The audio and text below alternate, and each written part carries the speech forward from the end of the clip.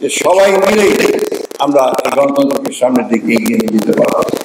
সমস্ত ফুলের সৌরভ নিয়ে একটা সৌরভ গণতন্ত্রকে সৌরভে পৌঁছে দেবে। প্রত্যাশা করি আমাদের সংবাদ মাধ্যমের কাছে যে শুধুমাত্র চটকদার বা বেশি বিক্রি হবে এই ধরনের সংবাদ ছাপিয়ে আমরা যেন মূল জায়গা থেকে সরে না যাই। আরেকটি বড় মাধ্যম আজকাল কাজ করে আপনারা জানেন, এটা হচ্ছে আপনার সামাজিক মাধ্যম অর্থাৎ সোশ্যাল মিডিয়া। এই মিডিয়াতে অনেক অপপ্রচার হয়। এই মিডিয়াতে জনগণকে বিভ্রান্ত করার জন্য অনেক কিছু প্রচার করা হয় যা সত্যের অপরাধ, সত্য থাকে না।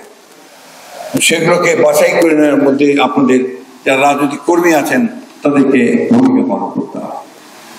বন্ধুগণ, আগামী নির্বাচনে সেই জন্যে আমরা বাংলাদেশ জাতীয়তাবাদী দল, আপনারা জানেন যে আমরা যে মূল লক্ষ্য নিয়ে এই নির্বাচনে অংশ নিচ্ছি তা হচ্ছে গণতন্ত্রকে সত্যিকার অর্থেই প্রতিষ্ঠা করা, গণতন্ত্রকে প্রাতিষ্ঠানিক রূপ দেওয়া এবং গণতন্ত্রের সমস্ত ইনস্টিটিউশনগুলোকে, প্রতিষ্ঠানগুলোকে শক্তিশালী করা।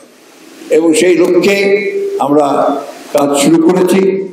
আমরা ইতিমধ্যে আমাদের ভারপ্রাপ্ত চেয়ারম্যান তিনি আমাদেরকে নির্দেশনা দিচ্ছেন, সেইভাবে আমরা কাজ করছি। আমরা আমাদের সঙ্গে যারা সংগ্রাম করেছেন, লড়াই করেছেন আসার জন্য, তাদের সঙ্গে সেই সমস্ত রাজনৈতিক দলের সঙ্গে আমরা সুসম্পর্ক রাখি এবং আশা করছি যে সবাই মিলে আমরা গণতন্ত্রকে সামনের দিকে এগিয়ে নিয়ে যেতে পারবো।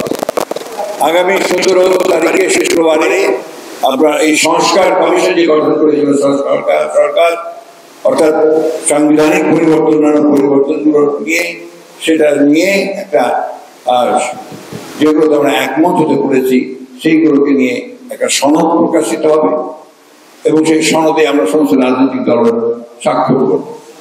আর যেগুলো আমরা একমত হতে পারিনি তা নির্বাচনের পরে পার্লামেন্টে নির্ধারিত হবে এবং রাজনৈতিক দলগুলো এই বিষয়গুলোকে নিয়ে জনগণের সামনে উপস্থিত হবে। জনগণের মতামতের ভিত্তিতেই সেই বিষয়গুলো নিষ্পত্তি হবে।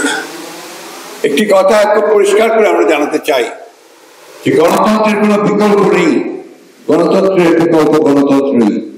সুতরাং গণতান্ত্রিক উপায়ে, গণতান্ত্রিক পদ্ধতিতেই আমাদেরকে রাষ্ট্র পরিচালনা করবার ব্যবস্থা গ্রহণ করতে হবে।